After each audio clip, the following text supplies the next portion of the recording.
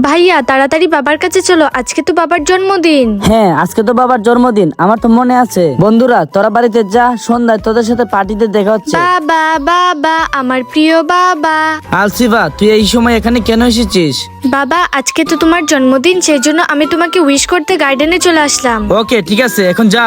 Happy birthday বাবা। ও wow, আমি তো দেখছি আমার ছেলে আমার জন্মদিনের কথা মনে আছে। থ্যাংক ইউ চিকু। বাবা আমাকে 500 টাকা দাও, আমি আমার বন্ধুদের সাথে পার্টি করব। আরে আমার ছেলে পার্টি করবে? ওয়েট, এই নাও 500 টাকা, যাও তোমার বন্ধুদের সাথে পার্টি করে আসো। থ্যাংক ইউ বাবা। বাবা আমাকে কিছু টাকা দেবে? তুই আবার টাকা দিয়ে কি করবি? ধর 100 টাকা আর যা এখান থেকে। ঠিক আছে বাবা।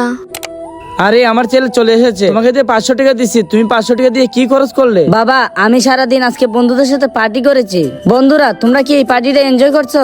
হ্যাঁ বন্ধু, পার্টিতে অনেক মজা হচ্ছে। তুমি অনেক ভালো কাজ করেছো, এখন তুমি বাড়িতে যাও। বাবা আলসিফা, তুমি স্কুল থেকে কোথায় চলে গিয়েছিলে? তুমি তোমার 100 টাকা কিভাবে খরচ করলে? বাবা এই ঘড়িটা তোমার খুব পছন্দের ছিল তাই না?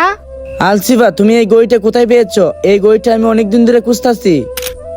এই ঘড়িটা আমি একজন দাদিমার কাছে পেয়েছি। আমি দাদিমার কাছ থেকে 100 টাকা দিয়ে এই ঘড়িটা কিনে নিয়ে এসেছি, আর এটাই হলো আমার তরফ থেকে তোমার জন্মদিনের গিফট। বাবা ঘড়িটা আমার কাছে দাও, আমি তোমাকে পরিয়ে দিচ্ছি। বাবা তুমি খুশি হয়েছো? I love you very much বাবা। I love you too Alsifa, আমাকে ক্ষমা করে দে।